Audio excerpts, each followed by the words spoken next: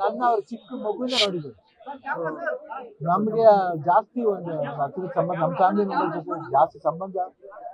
ನನಗೆ ಇನ್ನೊಂದು ತಾಯಿ ಅಂತ ಹೇಳಿದ್ರೆ ತಪ್ಪಾಗಲ್ಲ. ಆ ಸ್ಥಾನ ತುಂಬಿರೋದು. ಆಮೇಲೆ ಅಪ್ಪು ಜೊತೆ ಮಾಡೋ ಸಿನಿಮಾ ಜೊತೆ, ಅಪ್ಪು ಜೊತೆ ಮಾಡೋ ಸಿನಿಮಾ ಇರ್ಬೋದು, ಅಪ್ಪ ಜೊತೆ ಮಾಡೋ ಸಿನಿಮಾ ಇರ್ಬೋದು, ಸಾಕಷ್ಟು. ಅದು ಅಲ್ಲದೆ ಅವ್ರ ತೆಲುಗು ಸಿನಿಮಾ ಇರ್ಬೋದು, ಹಿಂದಿ ಸಿನಿಮಾ ಇರ್ಬೋದು, ತಮಿಳ್ ಸಿನಿಮಾ ಇರ್ಬೋದು, ಸಾಕು ಎಲ್ಲಾ ಸೂಪರ್ ಸ್ಟಾರ್ ಜೊತೆ ಮಾಡ್ಬೋದು. ಸೊ ಅದೆಲ್ಲ ನೋಡ್ತಾ ಇದ್ರೆ ಒಂದು ಭಾರತ ಸಿನಿಮಾ ಇಂಡಸ್ಟ್ರಿ ಒಂದು ಅಸೆಟ್.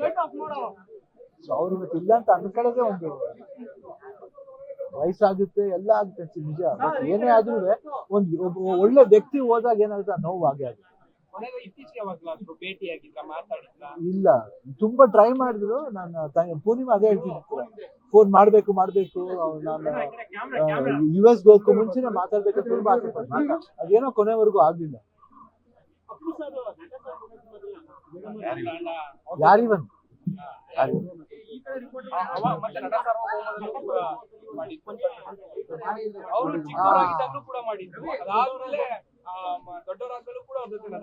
ಹೌದು, ಇದ್ರಲ್ಲಿ ಮಾಡಿ ಸಾಂಗ್ಲು ಬಂದಿದ್ರು ರಾಜ್ ಅಂತ.